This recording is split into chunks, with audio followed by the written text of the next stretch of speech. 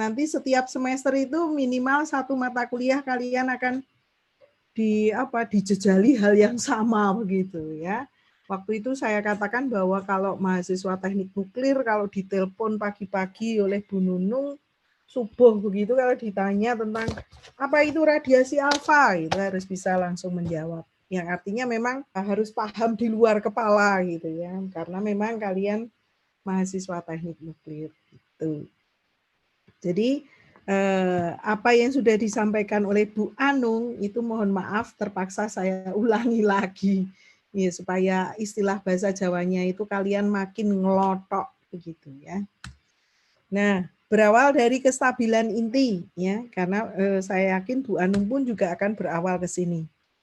Terus ada grafik yang sangat terkenal yang terkait dengan kondisi suatu inti itu stabil atau tidak. Ya, ini kan grafik yang sangat-sangat terkenal. Di mana sumbu Y-nya itu menunjukkan jumlah neutron, sumbu X-nya menunjukkan jumlah proton. Ya. Terus kemudian ada garis kemiringan berapa ini? 45 derajat kan. Ini garis lurus ini loh. Garis kemiringan 45 derajat yang menunjukkan seharusnya titik yang berada di garis 45 derajat, X-nya harus sama dengan Y, atau Y-nya sama dengan X. Atau kalau dalam hal ini, maka N-nya itu akan sama dengan Z. Ya. Nah, terus kalau kita perhatikan untuk Z dan N yang masih kecil, ya, masih angkanya kecil, itu ternyata selain garis 45 derajat, kita perhatikan di sini ada suatu band, ada suatu pita, ya, di mana pita itu ada bagian yang berwarna-warni, ada bagian tengahnya yang kotak-kotaknya itu diberi warna hitam, ya. Nah, terus untuk N sama dengan Z, di mana N-nya itu dan Z-nya masih di bawah angka 20, itu garis 45 dan kotak hitamnya itu overlap satu dengan yang lain. Ya, yang menunjukkan bahwa garis 45 ini kan menunjukkan satu kondisi stabil, ya, inti yang stabil. Ini menunjukkan inti yang stabil. Tapi inti stabil yang bagaimana? Ternyata hanya berlaku untuk N dan Z kurang dari 20, karena pada kondisi itu antara garis 45 derajat dan kotak-kotak yang berwarna hitam dalam pita kestabilan itu overlap satu dengan yang lain. Ya.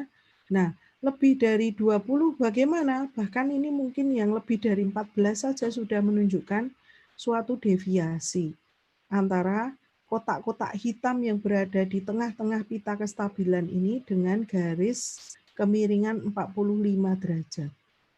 Yang menunjukkan bahwa inti itu dikatakan stabil, sudah tidak berlaku lagi untuk N sama dengan Z. Itu. Ternyata kondisinya sudah berubah kestabilan itu. Ya. Ini makin lama penyimpangannya semakin besar. Ya.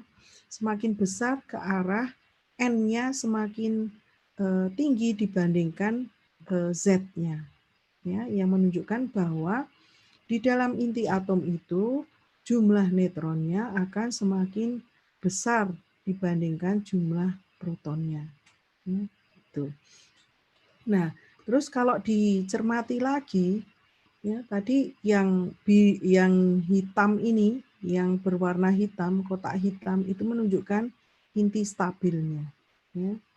Nah, inti stabil kalau untuk N, ini kalau kita perhatikan untuk N sampai dengan lebih dari 100 dan Z-nya itu agak lebih dari 82, ya, masih ada kondisi inti stabil itu masih tergambarkan di dalam pita kestabilan ini, ya, yaitu pada Z sama dengan 82 dan N126. Tapi di luar ini, di luar N126 dan Z82 sudah tidak ada lagi garis kotak-kotak hitam yang menunjukkan bahwa pada area ini kita tidak bisa menemukan inti atom itu dalam keadaan stabil. Ya. Yang menunjukkan ini tidak ada inti stabil. Ya. Mengapa begitu? Saking besarnya jumlah proton dan jumlah neutron yang ada di dalam inti tersebut. Ya. Sehingga menunjukkan bahwa semakin besarnya jumlah masing-masing nukleon, itu kestabilan akan terganggu. Ya, gitu. Nah, terus ini penjelasan hanya untuk menunjukkan bahwa warna oranye, kuning, biru itu menunjukkan nuklida yang tidak stabil. Ya. Kotak hitamnya menunjukkan nuklida yang stabil. Ya, ini penjelasan yang saya tunjukkan tadi. Ya. Nah, kalau diperhatikan yang saya sampaikan tadi, untuk N 126, ya, ini N-nya, terus Z-nya 82, berarti A-nya berapa? 126 plus 82. Berapa ini? 208. Ya. Untuk A lebih dari 208, itu ternyata kita tidak menemukan nuklida yang stabil. Ya. Atau biasa dikatakan A-nya lebih dari 209 atau 210. Ya. Itu tidak ada nuklida yang stabil. Yang artinya apa? Ingat bahwa inti itu boleh stabil karena di dalamnya apa? Ada apa? Ada gaya inti yang bekerja kan? Gaya inti. Gaya inti itu memiliki magnitude yang luar biasa besar, ya. Magnitude yang luar biasa tinggi. Bahkan kalau dibandingkan dengan gaya gravitasi itu katanya sampai 10 pangkat 40 kalinya. Ya. Gaya inti itu 10 pangkat 40 kali gaya gravitasi. Menunjukkan betapa kuatnya gaya inti itu. Ya. Gaya gravitasi saja sudah bisa menarik kan semua benda-benda yang ada di permukaan bumi. Nah, kalau ada suatu gaya yang besarnya 10 pangkat 40 kalinya, itu betapa luar biasanya gaya inti itu. Cuma catatannya waktu itu ya, gaya inti ini boleh besar sekali asal bagaimana? Jaraknya sangat pendek. Ya, jaraknya sangat pendek. Ordenya hanya Fermi atau femtometer. Ya. Terus kemudian ciri yang lain apa? Interaksi antara N dan N itu dianggap sama dengan N dan P. Dan harusnya sama dengan P dan P. Ya, mungkin ada yang bertanya, Bu, nggak bisa, Bu. Proton itu bermuatan positif. Proton juga bermuatan positif. Kalau ketemu satu dengan yang lain, itu akan terjadi gaya tolak-menolak. Ya, tapi ingat, ini adalah di dalam inti atom. Selama jarak antar proton itu memenuhi orde Fermi atau femtometer sesuai dengan bekerjanya gaya inti, maka kalau ada interaksi proton dengan proton, itu masih tidak bisa menyebabkan gaya tolak-menolak atau gaya tolak-menolak kolom itu masih bisa dikalahkan. Ya. Asal catatannya bagaimana? Jaraknya adalah di dalam kerjanya gaya inti. Ya. Nah, kalau misalnya dipisahkan sedikit saja antar nukleonnya, jaraknya, ya, maka gaya inti sudah bubar, sudah tidak akan bekerja dengan maksimal lagi, tidak bisa difungsikan. Ya, sehingga kalau ada proton berinteraksi dengan proton, maka selanjutnya gaya kolom yang akan menguasai, yang akan mendominasi. Kalau gaya kolom yang mendominasi, maka P dengan P akan terjadi tolak-menolak. Ya. Nah, itu alasannya mengapa pada nuklida yang memiliki A besar, ya, lebih dari 209 atau 210, itu menjadi dikatakan nuklidanya tidak stabil, ya, karena ukurannya sudah terlalu besar untuk menampung A yang banyak itu. Sehingga seharusnya pada jarak femtometer di mana gaya inti itu masih bisa bekerja dengan maksimal, sudah bisa dikalahkan akibat jarak yang lebih dari femtometer di mana gaya inti bekerja. Ya, sehingga di sini untuk kasus yang kotak-kotak hitamnya tidak ada, maka ada sejumlah gaya tolak-menolak yang berasal dari proton dengan proton. Ya. Nah, oleh karena itu di sini ada area yang berwarna kuning, di mana kuning itu adalah menunjukkan terjadinya peluruhan atau pemancaran radiasi alfa, ya, pada area A lebih dari 210 begitu, ya. Nah, jadi ini yang pertama akan kita pelajari itu terkait peluruhan alfa, ya. Bu Anung sudah menyampaikan bahwa alfa itu pertama kali diketahui, ya, karena diidentifikasi sebagai radiasi yang memiliki daya tembus atau jangkauan yang pendek, daya tembus yang lemah, ya, dibandingkan jenis radiasi yang lain, ya. Nah, kemudian termasuk ilmuwan pertama yang menggunakan alfa itu adalah Rutherford. Ya, waktu itu dia memang memanfaatkan radiasi alfa untuk mempelajari struktur di dalam atom. Sampai dia menghipotesiskan bahwa atom itu ada inti atomnya. Ya. Tuh. Nah, kemudian Bu Anung juga menyampaikan bahwa nuklida yang tidak stabil, mengapa tidak stabil? Karena ada kelebihan proton. Ya. Yang kedua, karena ada kelebihan neutron. Ya, jadi karena ada kelebihan keduanya ini. Ya. Terus ada catatannya lagi, bisa mengeluarkan atau melepaskan nukleon tersebut. Supaya apa? Supaya ada energi pemisahnya itu berkurang sebanyak kurang lebih 8 MeV per nukleon. Ya. Maka disitulah akan dipancarkan partikel alfa atau radiasi alfa. Ya. Nah, jadi radiasi alfa atau partikel alfa itu berasal dari 2 neutron dan 2 proton.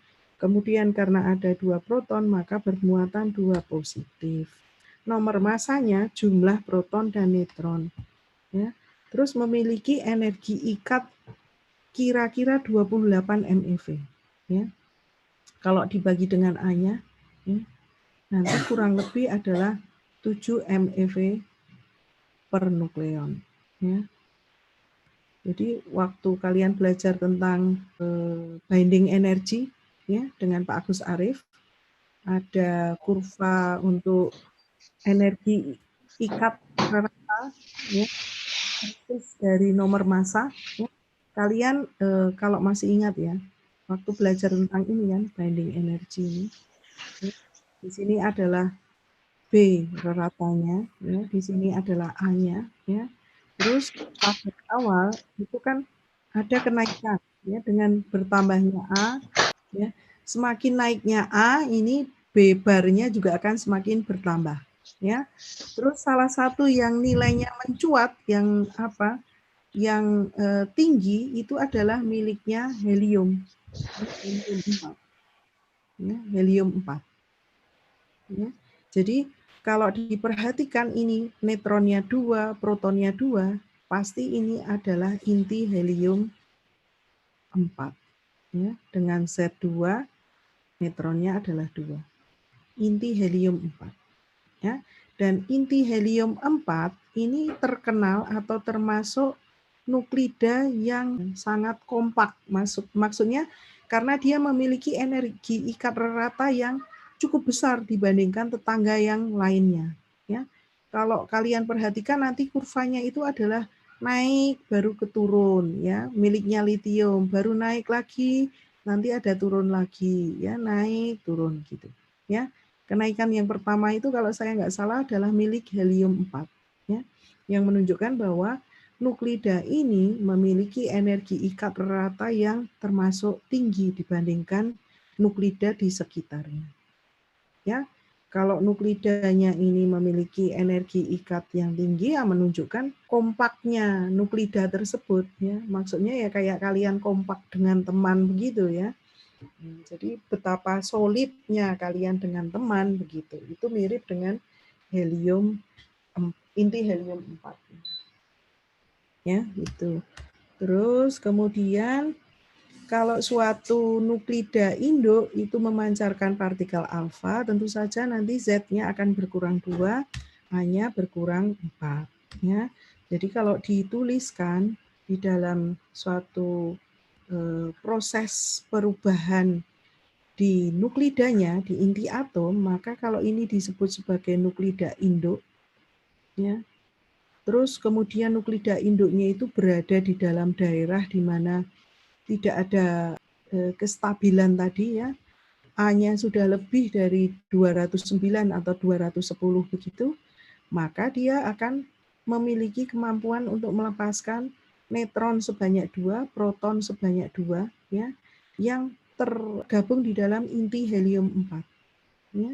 Nah, kalau itu diemisikan dari nuklida induk, maka anaknya akan berubah menjadi A-nya berkurang 4, Z-nya berkurang 2, terus ada pelepasan alfa ini, ya, inti helium 4, ditambah dengan sejumlah energi peluruhan sebesar Q ini. Ya. Energi peluruhan. Ya. Terus biasanya PR kita itu adalah diminta untuk menentukan berapa Q-nya. Q dari alfa ini berapa? Nah, caranya bagaimana? Caranya salah satunya itu adalah dengan ini yang pernah kalian pelajari, ya, dengan semi empiris itu. Apa Bu yang semi empiris? Binding energy atau energi ikat semi empiris, ya, yang berdasarkan tetes cair itu, liquid drop model. Ya. Masih ingat? Udah lupa Bu? Ya, saya ingatkan kembali. B sama atau bisa dituliskan sebagai EB ya, binding energy. Itu ada 5 suku ya toh. Ada suku pertama ya kan, suku apa namanya? Suku volume ya sebanding dengan A-nya gitu kan. Terus dikalikan dengan ini yang menunjukkan kondisi simetri ya toh. Di mana ini N minus Z per A harus dikuadratkan ya toh. Terus dikurangi karena adanya energi permukaan ya toh, D2 A pangkat 2/3 ya, pangkat 2/3 gini kan, dikalikan dengan simetrinya N minus Z per A kuadrat ya. Kemudian dikurangi suku yang ketiga itu adalah energi kolom di mana terjadi apa namanya tolak menolak ya kan. A pangkat 1/3. Mengapa A pangkat 1/3? Karena gaya tolak menolak kolom itu berbanding terbalik dengan radiusnya ya. Kemudian ada diffuse itu ya, kondisi diffuse dari muatan inti atom ya yang sebanding dengan Z kuadrat tapi berbanding terbalik dengan A ya. Terus plus suatu suku energi pasangan ya. Nah, jadi dengan menggunakan binding energy ini kalian bisa mengestimasi berapa energi peluruhannya ya. Bu, kok susah banget, panjang banget ya. Nanti bisa dibandingkan kalau misalnya yang digunakan itu adalah kekekalan energi ya. Maksudnya bagaimana? Coba kita lihat di sini. Z minus 2 plus alfa plus Q. Ya. Total energi sebelum terjadinya pemancaran alfa harus sama dengan total energi sesudah alfa dipancarkan. Itu seharusnya menunjukkan berapa besar Q-nya. Ya. Jadi Q itu harus sama dengan massa dari X, massa nuklida induk, ya, dikurangi dengan massa nuklida anaknya. Ya, Z-2, terus dikurangi dengan massa alfanya. Helium 42. Ya. Jangan lupa dikalikan dengan C kuadrat. Ya. Nah, seharusnya dengan itu juga bisa ditentukan, ya. Atau menggunakan persamaan semi empiris itu harusnya sama, ya. Kalau untuk semi empiris berarti Q-nya itu harus sama dengan binding energinya.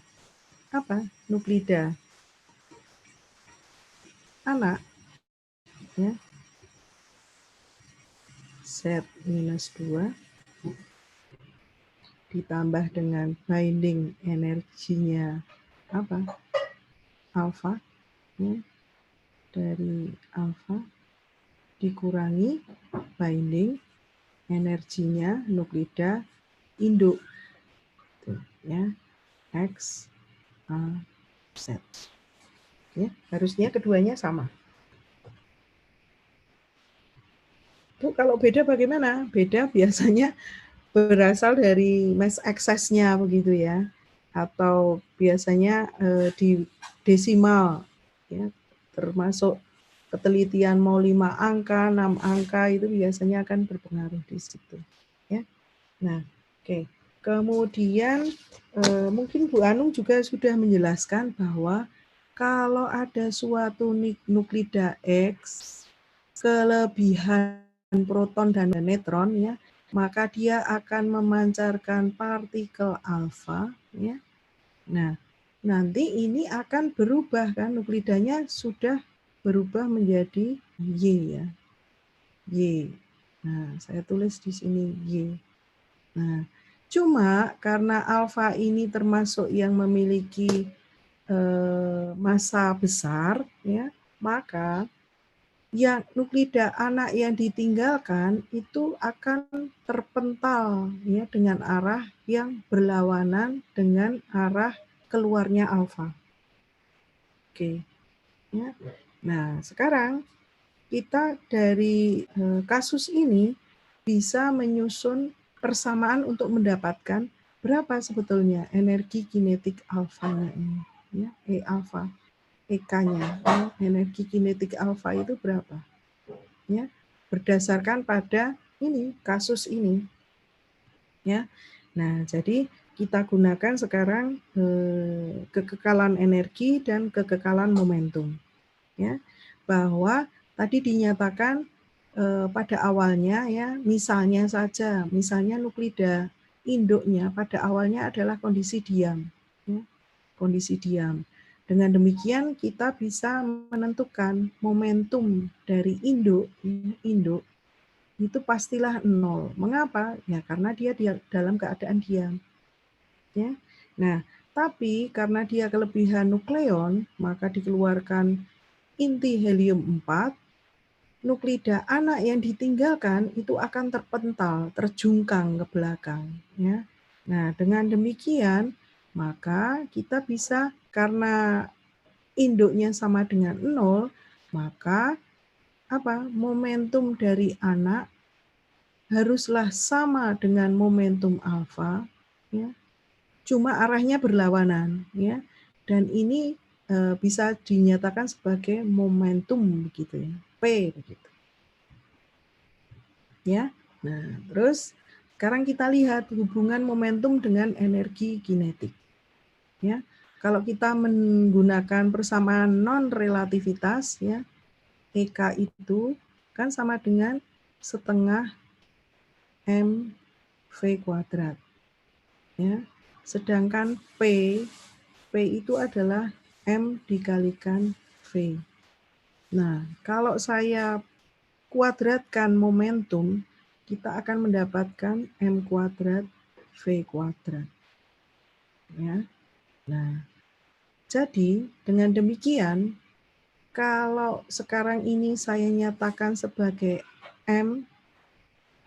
MV kuadrat, ya, di mana ini dibagi 2, tapi di sini harus dikalikan 2, ya, maka sebetulnya kita bisa mendapatkan hubungan energi kinetik dengan besar momentumnya, ya, yaitu bahwa energi kinetik akan sama dengan P kuadrat per 2M.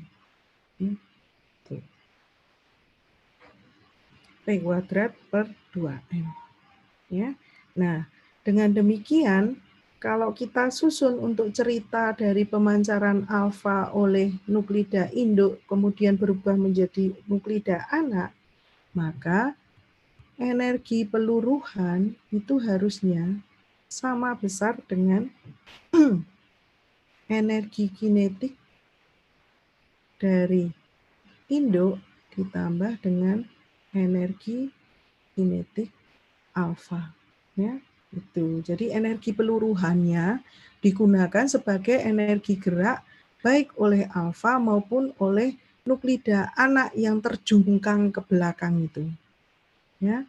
Nah, kemudian kita gunakan persamaan energi kinetik dinyatakan sebagai momentum, ya.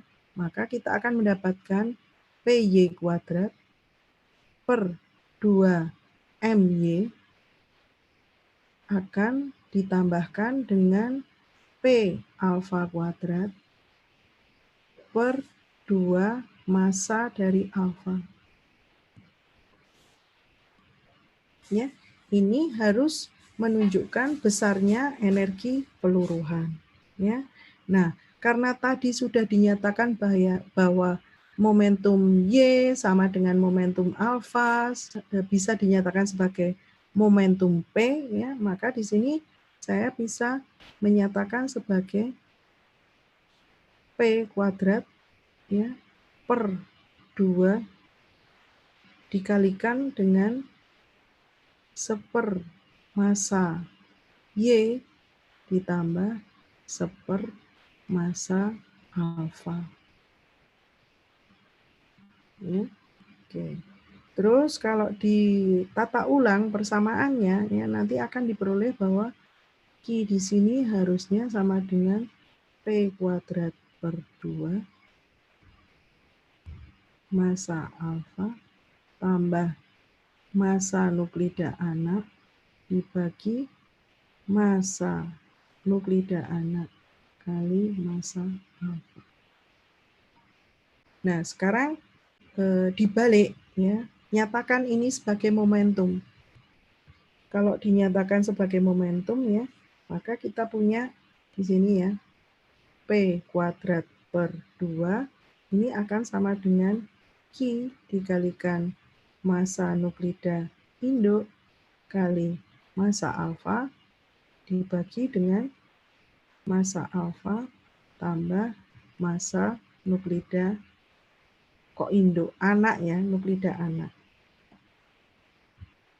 Ya. Nah, terus kemudian nyatakan ini sebagai energi kinetik alfa. Caranya bagaimana? Tarik massa alfa ini menuju ke sisi sebelah kiri, ya, sehingga kita mendapatkan P kuadrat per 2 massa alfa, yang ini tidak lain tidak bukan adalah energi kinetik dari alfa, ya, akan sama dengan MY per M alfa plus MY harus dikalikan dengan Q-nya. Ya.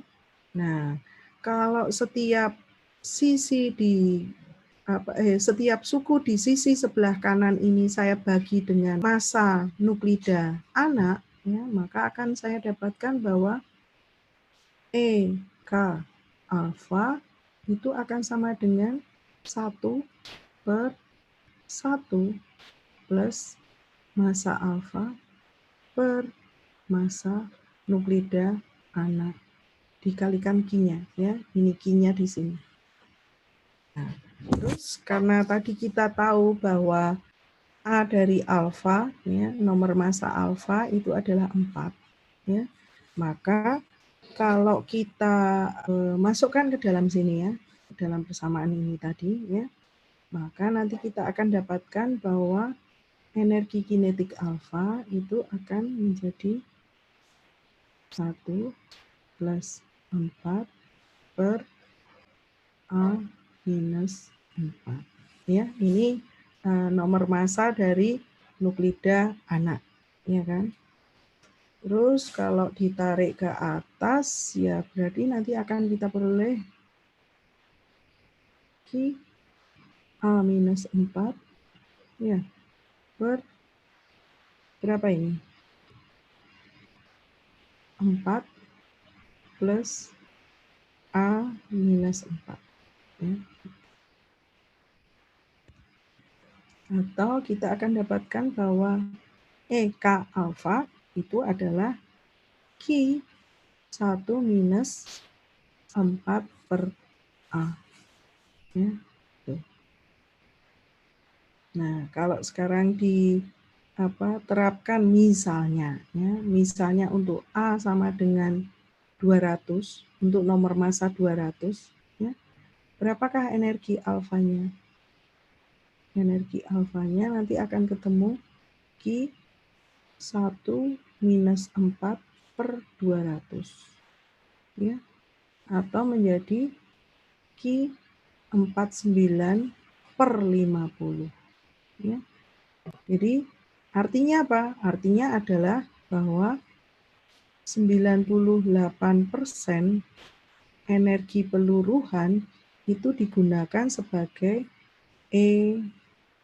kinetik dari alfa. Ya. Nah, terus sisanya bagaimana? Sisanya adalah digunakan untuk energi kinetik dari Y yang kejungkang ke belakang itu. Ini ternyata hanya 2%-nya saja. 2% dari energi peluruhan, ya, dari energi peluruhan. Begitu, ya. Itu yang terkait dengan memperkirakan berapa besar energi peluruhan pada pemancaran radiasi alfa. Oke. Selanjutnya apa yang bisa kita pelajari di sini? Energi peluruhan, oh ya ini udah ya.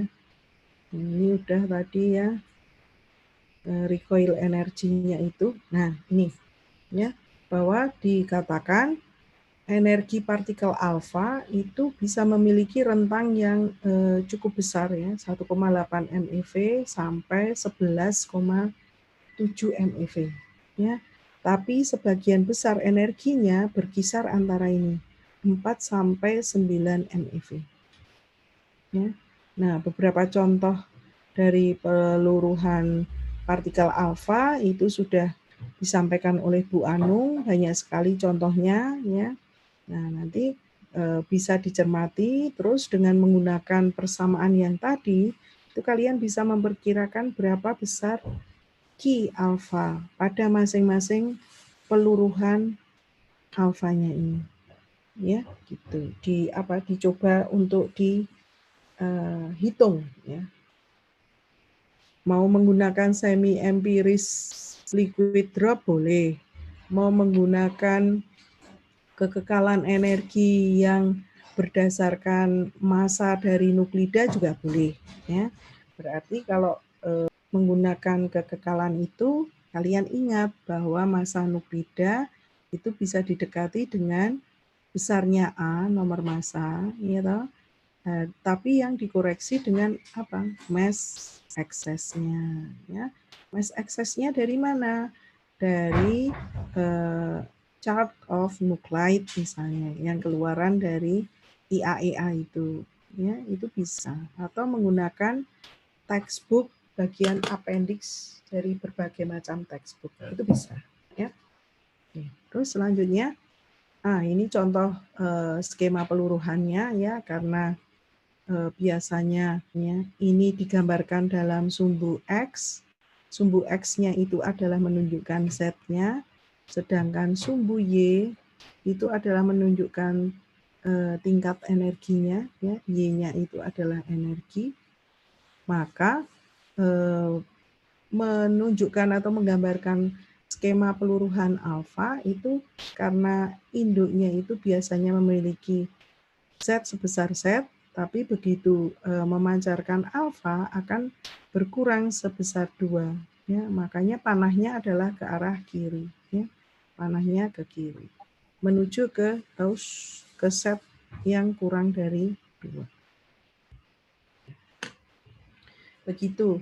Nah, bisa juga digambarkan dengan cara ini, tapi nampaknya akan kemeng kalau kalian terpaksa harus menggambarkan polonium 210 ya, menggambarkan ini protonnya dengan warna merah kah ya, sebanyak 84 bola-bola kecil gitu. Sisanya menunjukkan jumlah neutronnya ya. Baru kemudian kalau alfanya ya mudah aja ya, ada 4 bola, yang 2 adalah proton, yang 2 adalah neutron.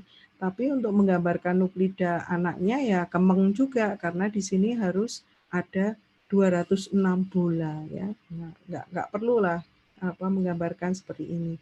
Kecuali memang kalian di hire untuk membuat satu animasi menunjukkan proses peluruhan radiasi alfa ya. Kalau itu boleh ya. Tapi kalau untuk kuliah ya cukup ini saja, skema yang sederhana ya. Bahkan seringkali yang digunakan adalah cukup yang ini ya, menggunakan anak panah seperti proses reaksi kimia biasa begini. Oke. Nah, kemudian yang lainnya adalah terkait spektrum energi radiasi alfa. Itu adalah diskrit. Diskrit. Mengapa diskrit? Ya, karena memang memiliki energi yang tunggal, ya, tunggal satu saja, ya, yaitu sebesar Q-nya tadi, energi peluruhan. Ya. Jadi kalau di sini ada contoh sederhana yang menunjukkan spektroskopinya, ya, ada PO209, ada PU239, ya, dan yang lain itu digambarkan spektrum energinya berupa garis tunggal saja. Ya. Bu, ini ada overlap. Ya, overlap menunjukkan bahwa ada nuklida yang lain yang memiliki energi di dekat dari misalnya amerisium 241. Ya, atau yang ini juga menunjukkan adanya overlap. Ya, begitu. Ya, tergantung pada detektornya. Kalau detektornya itu memiliki resolusi yang bagus, ya, kalian kan sudah belajar tentang DPR. Resolusinya bagus, ya, kayak kamera. Semakin tinggi resolusinya, maka pemisahan antara gambar satu dengan gambar yang lain itu semakin jelas. Tuh. Terus apa yang kita pelajari? Selanjutnya ini, ya. Alfa itu memiliki keistimewaan. Mengapa? Karena ternyata meskipun alfa tadi kan termasuk inti helium ya. Jadi inti helium yang ada 2 proton, 2 neutron ya. Nah, katanya kalau selama berada di sumur potensial, ini digambarkan sebagai sumur potensial di mana sumbu Y-nya ini menunjukkan potensial yang merupakan fungsi jarak, ya. Terus sumbu X-nya ini adalah R, ya. Jarak di dalam inti atom. Maka pada jarak tertentu orde Fermi atau femtometer, kalau inti helium itu berada di dalam sumur potensial, maka dia dikatakan terikat di dalam inti atom. Ya. Nah, tapi kalau misalnya ada suatu nuklida yang kelebihan nukleon sedemikian rupa sehingga kondisinya menjadi tidak stabil, ya, maka kemudian bisa mengeluarkan sejumlah nukleon sebanyak 4, 2 proton, 2 neutron, maka dikatakan bahwa nuklidanya itu akan memancarkan radiasi alfa. Ya. Jadi misalnya tadi Q alfanya itu atau E alfanya itu ternyata masih berada dalam rentang tidak melebihi ini ya. Jadi kalau neutron itu kan tidak bermuatan. Sehingga tidak ada yang namanya gaya kolom. Ya kan? Gaya kolom tidak ada. Nah, tapi karena proton itu bermuatan, maka akan ada bekerja gaya kolom. Ya. Nah, jadi kalau ada proton dan proton di dalam inti atom, maka supaya dia bisa keluar dari inti atom, selain harus memerangi ini sumur potensial ya. Sumur potensial itu harusnya batasnya adalah dari 0 sampai minus V ini ya, V ini. Sampai minus V. Ya.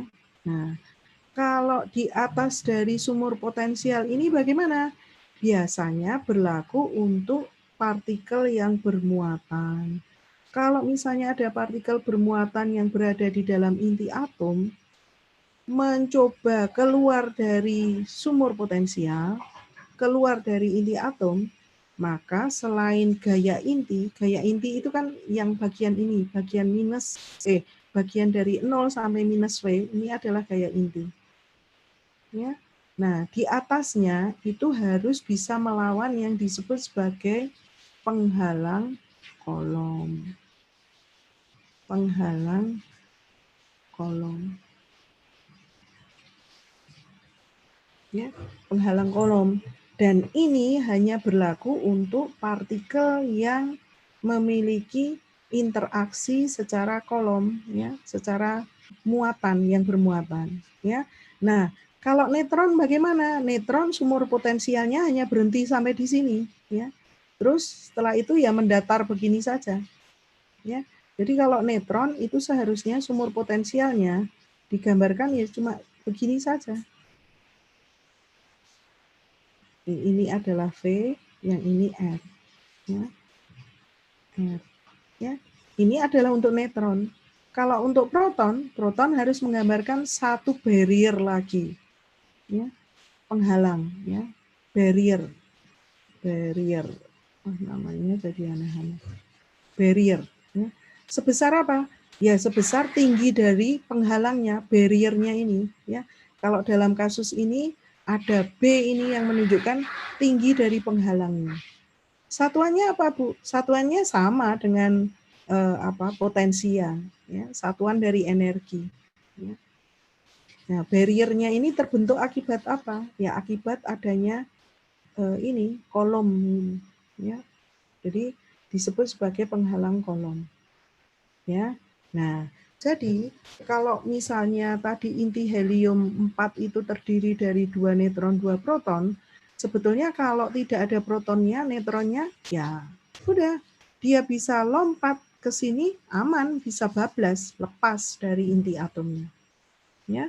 Beda dengan ternyata di dalamnya ada 2 proton. Ya. Maka bagaimana untuk bisa keluar dari sumur potensialnya? Harus bisa mengalahkan ini loh, barriernya, penghalang kolom. Ya. Baru bisa keluar.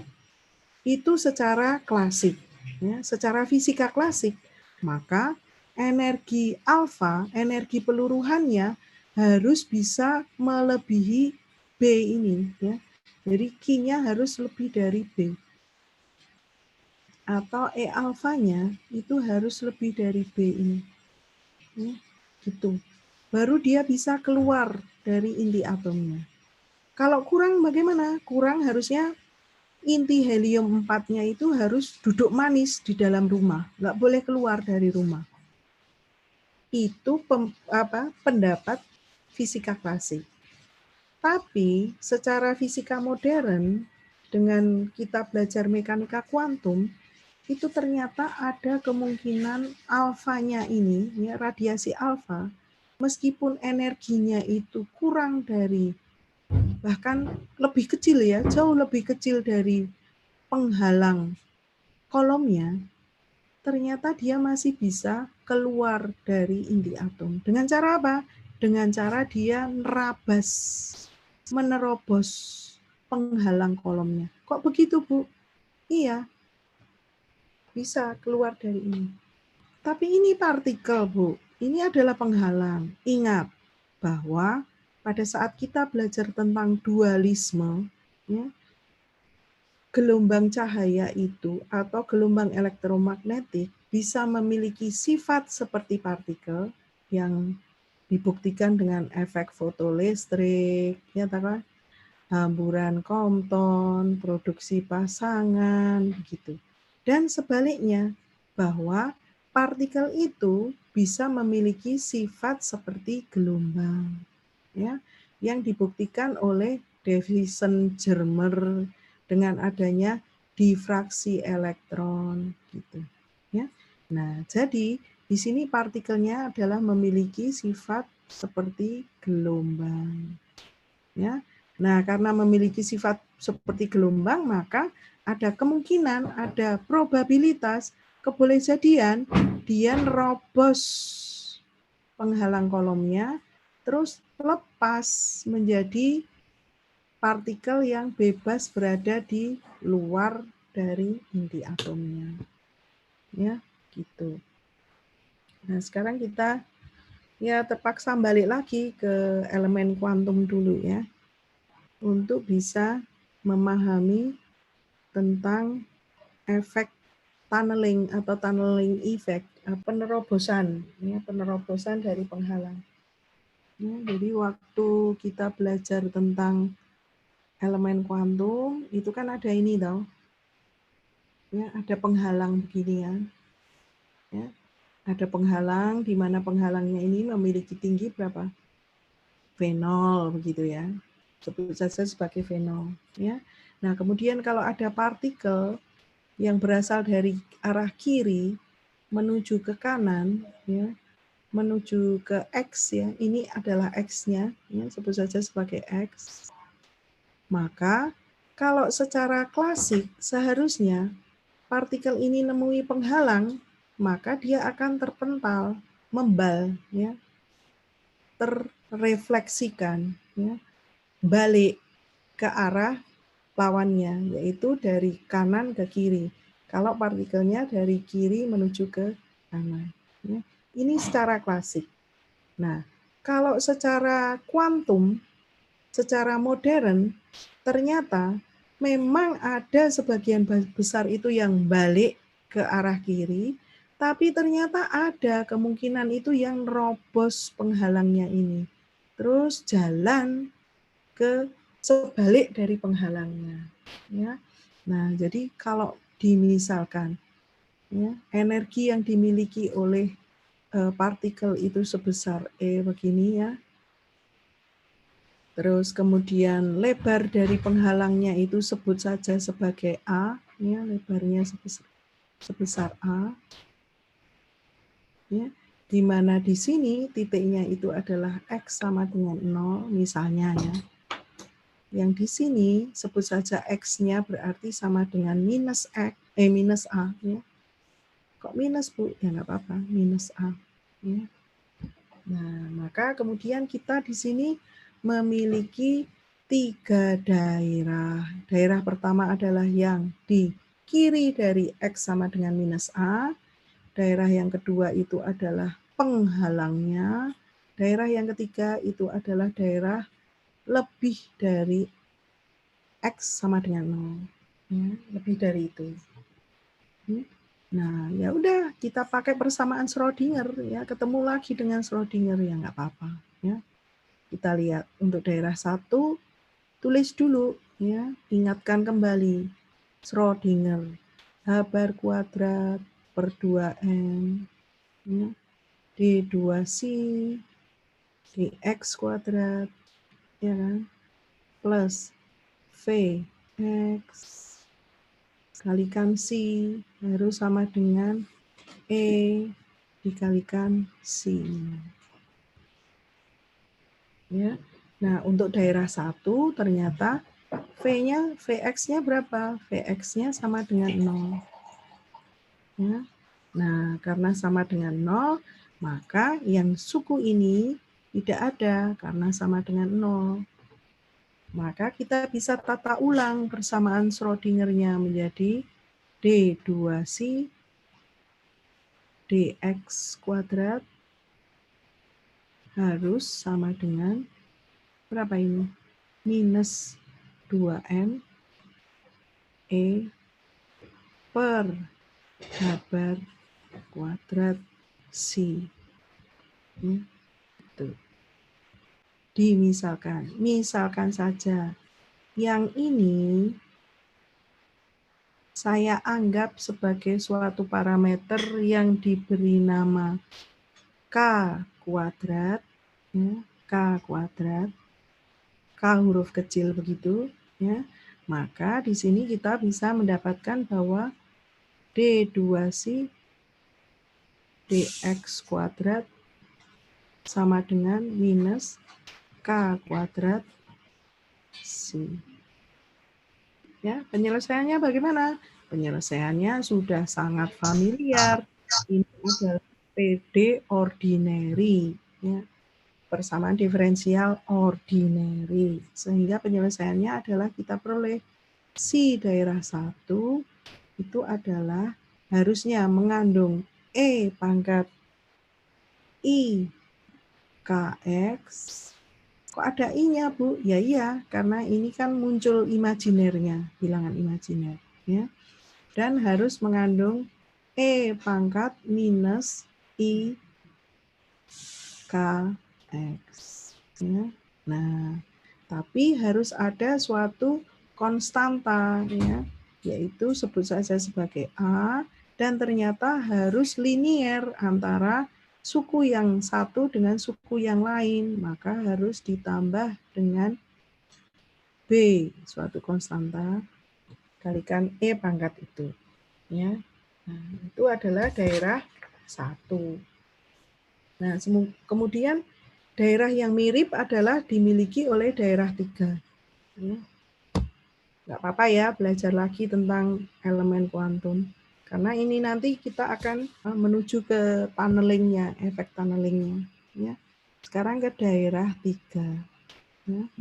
Daerah 3 masih sama, Vx-nya sama dengan 0. Ya, sama dengan 0. Berarti masih bisa digunakan K dong, Bu? Ya, masih bisa digunakan K kuadrat. Sama dengan berapa tadi? 2M E per H bar kuadrat. Penyelesaiannya bagaimana? Ya, analog dengan daerah 1 tadi. Berarti kita mendapatkan C3, ya, harusnya mengandung suku yang ada E pangkat I KX, ya, dan ada suku yang mengandung E pangkat minus I KX. Ya. Dan keduanya harus menunjukkan hubungan yang linier. Sebut saja ini memiliki konstanta sebesar F, yang ini memiliki konstanta sebesar G.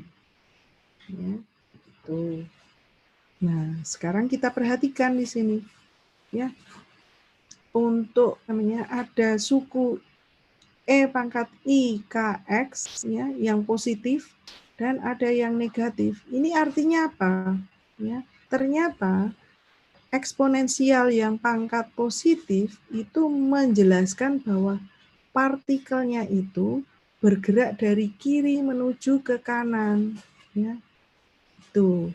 Sedangkan pangkat yang negatif itu menunjukkan partikelnya itu bergerak dari kanan menuju ke kiri. Ya. Nah, kalau untuk daerah 1, masuk akal. Kedua suku ini ada. Mengapa? Karena memang partikelnya adalah mulai dari arah kiri menuju ke kanan. Ya. Berarti ini sudah benar. E pangkat IKX. Terus bagaimana dengan B kalikan E pangkat minus IKX? Apa ada? Ada. Karena apa? Menunjukkan partikelnya itu direfleksikan, ya, balik gitu. Ya karena menemui penghalang, ya. Jadi benar juga, ya. Untuk persamaan gelombang di daerah 1 sudah benar. Tapi sekarang kita perhatikan untuk daerah 3. Ya. Daerah 3 itu ada 2 suku di sini. Ada E pangkat IKX, ada E pangkat minus IKX. Yang positif juga sudah benar, ya. Berarti setelah masuk nerabas ke penghalang, ada partikel yang bergerak dari kiri menuju ke kanan. Sudah benar, ya.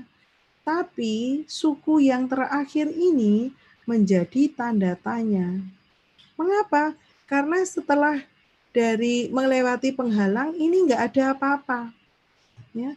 Maka tidak mungkin ada dari arah kiri menuju ke kanan, ya. Ini nggak mungkin, tidak masuk akal, ya. Sehingga konstanta G ini harus 0. Mengapa? Untuk mengcancel suku yang ada E pangkat minus IKX ini. Ya, ini harus sama dengan 0. Mengapa? Nggak ada partikel dari sisi sebelah kanan menuju ke kiri. Ya, ceritanya nggak ada kayak gitu. Ya, sehingga persamaan gelombang untuk daerah 3 itu hanya ada satu suku saja, yaitu F dikalikan E pangkat IKX. Gitu. Ya. Terus sekarang untuk daerah yang kedua. Daerah yang kedua milih warna apa? Hitam. Ya. Daerah yang kedua. Ini saya agak ngirit ya. Daripada lupa saya nulisnya ya.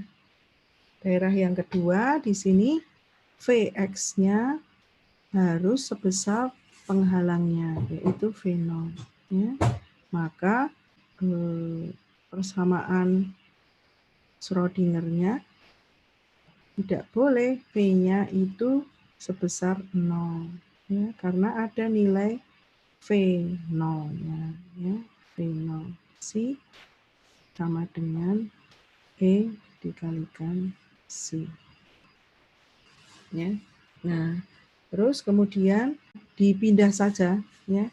V0-nya pindah ke sana, kemudian 2M dan H bar juga negatifnya pindah juga ke sisi kanan, maka kita akan mendapatkan bahwa D2C dx kuadrat itu akan sama dengan berapa ini? Akan sama dengan 2M per H bar kuadrat. Ya. Tapi yang dinyatakan sebagai V0 minus E.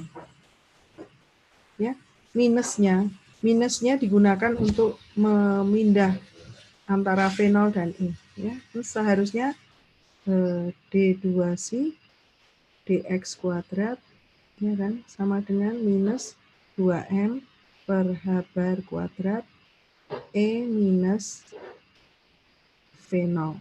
Ya, seharusnya begini ya. Tapi kemudian karena di sini ada negatif dipindah saja sehingga kita mendapatkan ini ya. Kalikan C. Ya. Nah, sekarang kita perhatikan di sini gambarnya ya. Meskipun tidak jelas banget, tapi tadi saya menunjukkan bahwa energi dari partikelnya ya, itu kurang dari V0. Ya. V0-nya adalah setinggi ini, energi partikelnya kurang dari itu. Ya. Sehingga V0 ini berarti memiliki nilai yang lebih besar daripada E. Ya.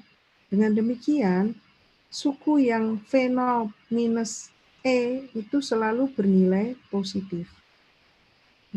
Bernilai positif. Nah, dengan demikian, kalau bernilai positif, maka saya bisa memisalkannya dengan ini huruf kappa. Ya. Apa itu Bu? Huruf Yunani kappa. Ya. Karena yang satu tadi adalah K, yang ini sebut saja sebagai kappa. Kappa, ya, kappa itu adalah kappa kuadrat ya. Kappa kuadrat itu adalah 2M per H bar kuadrat V0 minus E. Ya, dimisalkan seperti itu. Dengan demikian, kita memiliki sekarang persamaan Schrödinger D2C dx kuadrat akan sama dengan kappa kuadrat kalikan C. Ya. Ingat, tidak ada minus di sini. Ya. Mengapa? Ya karena V0 lebih dari E. Nilainya adalah positif. Nah, dengan demikian kita bisa selesaikan. Ya. C untuk daerah 2 itu haruslah mengandung E pangkat kappa X, ya kan? Kappa X. Begitu. Nah, ini yang saya sebut aja yang pertama mengandung minus. Ini ya, E pangkat minus kappa X plus E pangkat kappa X. Ya. Dan keduanya harus linier, ya, sebut sebagai C, dan ini sebut saja konstantanya adalah sebesar D. Ya, A, B, C, D, F, G itu semua adalah konstanta. Ya. Nah, kemudian kita harus menentukan hubungan antara persamaan gelombang daerah 1, 2, dan 3. Ya. Mengapa?